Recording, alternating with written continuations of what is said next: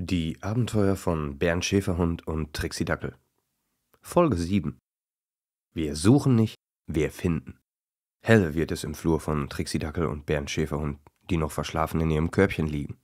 Pecky liegt eingekringelt neben Bernd, an dem sie sich in der Nacht rangekuschelt hatte, da ihr kalt war und sie Nähe suchte. Sie musste an ihre Mama denken.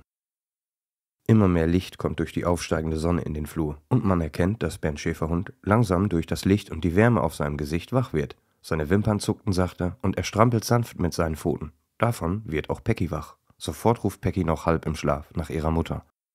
Trixie antwortet, während Bernd gähnt: »Heute Abend bist du bestimmt wieder bei deiner Mama, Pecky.« Wer hätte das gedacht? Auch Trixie lag bereits wach in ihrem Korb. »Pecky, wir suchen nicht, wir finden«, fügt Trixie vielversprechend hinzu. Pecky freut sich sehr. »Das wird ein schöner Tag werden, wenn alles klappt«, antwortet Pecky hoffnungsvoll.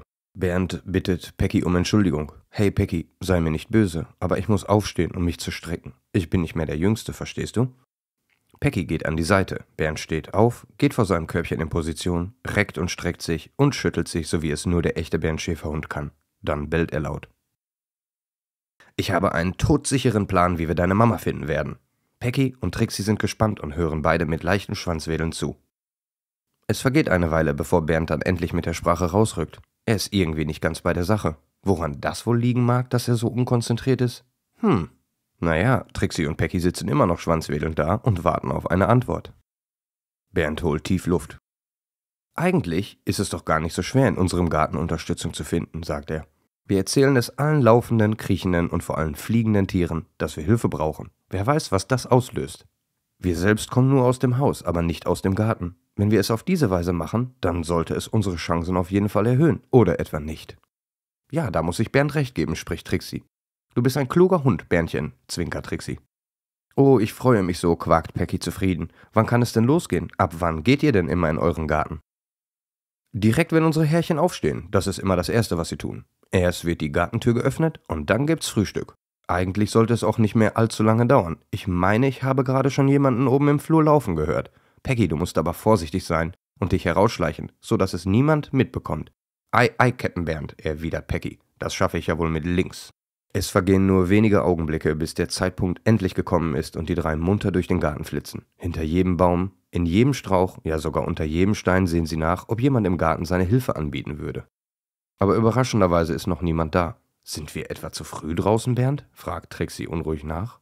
»Nein, eigentlich nicht«, sagt Bernd verwundert, »aber vielleicht waren wir nicht sorgfältig genug bei unserer Suche.« »Ich habe eine Idee«, freut sich Trixie. »Ich belle mal das SOS. Vielleicht hilft das ja.« »Ob das klappt?«, murmelt Bernd unsicher vor sich hin.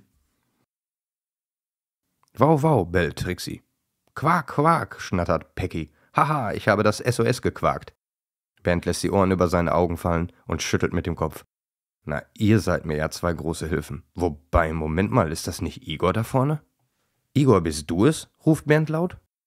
»Ja, ihr habt um Hilfe gebellt und ich glaube auch gequakt. Da bin ich so schnell wie ich konnte aus meinem Schlafversteck gekrochen. Was ist denn passiert? Ihr wisst ja hoffentlich, dass es nicht erlaubt ist, um Hilfe zu rufen, wenn man keine Hilfe benötigt.« »Aber wir brauchen doch Hilfe«, sagt Trixie. »Pecky, die kleine Ente hier, sucht dringend nach ihrer Mama und wir wissen nicht genau, wie wir ihr helfen können.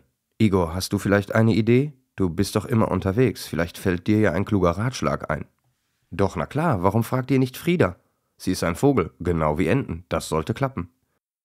Ihr schickt sie einfach auf die Suche, glaub mir, Frieda macht das schon.« »Aber wo ist denn Frieda, die Eule?«, fragt Trixie. Igor antwortet, »Naja, tagsüber schläft sie hier im Nachbargarten, oben in der Baumkrone. Wenn ihr nicht bis zum Abend warten möchtet, dann kann ich gerne für euch dorthin laufen und sie wecken.« »Ja, das wäre ganz toll, Igor«, antwortet Bernd. Pecky laufen vor Freude die Tränen runter. Igor dreht sich ohne ein weiteres Wort um in Richtung Frieda. Als er am Baum, in dem sich Frieda am Tage zur Ruhe legt, ankommt, ruft er so laut er nur kann und macht zudem wilde Geräusche mit Ästen und Stöcker, um sie aufzuwecken. Und das hat auch geklappt. Frieda ist wach und hüpft vorsichtig von ihrem Lieblingsast runter zu Igor, der schon hektisch und etwas aus der Puste wartet. »Was ist denn los, Igor?«, fragt Frieda. Igor erklärt Frieda alles, was geschehen ist und dass Bernd Schäferhund ihn persönlich gebeten hat, vorbeizukommen. Frieda denkt nicht lange drüber nach und macht sich direkt auf den Weg. Aber nicht zum Garten von Trixie und Bernd. Nein, sie fliegt direkt zum Bach, an dem die beiden Hunde ihre Spaziergänge machen. Sie fliegt den Bach entlang im Sinkflug, sie fragt jeden Reiher und jeden Biber, dem sie entgegenkommt. Sie folgt den Hinweisen so schnell sie kann und kommt schließlich an einem kleinen Abzweig des Baches an. Dort verschnauft Frieda kurz. »Huhu, huhu«, Frieda schaut zur Seite und sieht dort eine Entendame. »Hallo, haben Sie meine Tochter gesehen, Frau Eule?« »Ja, das war ja einfach. Deswegen bin ich hier. Ich bin auf der Suche nach Ihnen, Frau Ente. Bernd Schäferhund und Trixie Dackel haben mich geschickt. Peggy ist bei Ihnen. Ihr geht es gut. Fliegen wir los zusammen?« »Oh, Moment, ich bin Frieda.« »Oh, ich heiße Angelika, aber ich glaube, ich kann nicht mitfliegen. Ich kann hier nicht weg.« »Du bist erschöpft, Angelika? Kein Problem. Ich fliege zurück und gebe Bescheid. Bernd Schäferhund und Trixie Dackel werden einen Plan haben, wie es weitergeht. Wir bringen Peggy zurück.« »Hab vielen Dank, Frieda«, ruft Angelika, noch bevor Frieda es hören konnte. Schneller als ein Düsenjet ist Frieda zurückgeflogen. Frieda ist ohne Umwege Luftlinie zurückgesaust. Direkt am Gartenzaun von Bernd Schäferhund macht sie Halt. »Bernd«, ruft sie. »Bernd und Trixie, immer abwechselnd. Bernd, ich habe Peggys Mama gefunden.« Bernd hebt liegend im Garten direkt beide Ohrläppchen an und steht mit seinen Hinterbeinen als erstes auf. In dieser keilförmigen Position streckt er sich erstmal einmal kräftig durch. Trixie hat Frieda natürlich auch schon gehört und schlüpft aus ihrem Blätternest an der großen Eiche hervor. Dies ist ja ihr Lieblingsplatz. Trixie schüttelt sich das Laub aus ihrem Fell, dann läuft sie gemeinsam mit Bernd Schäferhund zum Gartenzaun, wo Frieda bereits wartet. Man kann unschwer erkennen, dass Bernd und Trixie sichtlich erleichtert wirken. Peggy bekommt von all dem nichts mit. Sie liegt eingekringelt wie ein Hund am Terrassenende hinter der großen Zinkgießkanne, damit sie nicht gesehen werden kann. »Frieda, Gott sei Dank«, schreit Bernd. »Es hat geklappt, ich habe Angelika gefunden. Wo ist Peggy?« »Oh, sie schläft dort hinten. Warte, ich hole sie.« Schnell dreht sich Trixie um Peggy zu wecken. Währenddessen öffnet Bernd Schäferhund einen Teil des Zauns. Sofort fängt Frieda an zu lachen. »Haha«, sagt ihr büchst doch nicht etwa aus, oder?« »Auf jeden Fall, da kannst du dich drauf verlassen, Frieda. Wir werden Peggy gemeinsam zurückbringen.« »Aber fällt es nicht auf, wenn ihr weg seid?«, fragt Frieda. Nein, keine Sorge«, lenkt Bernd ein. »In dieser Zeit machen unsere Herrchen meistens einen Mittagsschlaf. Außerdem habe ich Igor gebeten, zwischendurch mal zu bellen und zu knurren, sodass es sich anhört, als würden Trixie und ich spielen.« »Das ist ja zum Lachen«, grinst Frieda. »Ein bellender Igel.« Derweil kommt Trixie mit Peggy zurück. Peggy ist immer noch müde, aber erleichtert. Sofort drängt Bernd sich durch die Öffnung im Zaun, um sich auf den Weg zu machen. Peggy springt auf Bernds Rücken und macht es sich gemütlich. Direkt laufen Bernd, Trixie und Peggy los. Frieda begleitet die drei im Flug dabei. Keiner spricht unterwegs. Keiner traut sich auch nur zu niesen. Nein, wirklich, jeder ist nur auf das Wiedersehen gespannt. In kürzester Zeit erreicht die Rettungstruppe ihr lang ersehntes Ziel.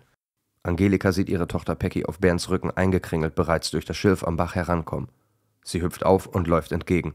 Peggy springt von ihrem Hundetaxi und schnattert vor Freude. Angelika und Peggy halten sich fest in den Flügeln und kuscheln sich aneinander an. Trixie ist zu Tränen gerührt. Bernd zieht Trixie ganz nah zu sich. Frieda hat bereits die ersten Freudentränen vergossen. »Es tut mir sehr leid, Peggy, dass ich nicht selbst kommen konnte«, entschuldigt sich ihre Mama Angelika. »Aber schau mal hinter dich.« Peggy blickt zurück in das Nest im Schilfgebüsch. Sie schreit sofort laut auf. »Mama, ich bekomme Geschwister! Hurra!« Frieda heult wie ein Schlosshund, als sie die 3 Eier im Nest sieht. Angelika bedankt sich mehrfach bei dem starken Team, während sie dicht neben Peggy steht. »Danke euch allen, ihr seid großartig. Ich hoffe, wir bleiben in Kontakt«, fügt Angelika hinzu. Peggy hebt den Flügel ihrer Mama an, um aus dem Gefieder hervorzukrochen. Schnurstracks geht sie auf Bernd, Trixie und Frieda zu. Glücklich und erleichtert sagt sie zu ihren Freunden: »Ihr seid echt die Besten. Vielen Dank für eure Hilfe. Endlich bin ich wieder zu Hause.« Dann nimmt Peggy nochmals jeden in den Arm.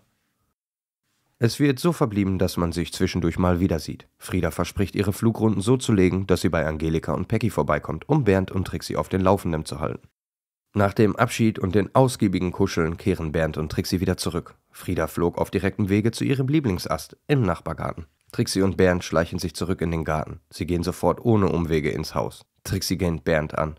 »Hey, das war ein sehr schöner Tag. Morgen erzählen wir alles Igor. Aber ich muss mich jetzt hinlegen, denn ich will ja fit sein. Für morgen. Für unser neues Abenteuer.«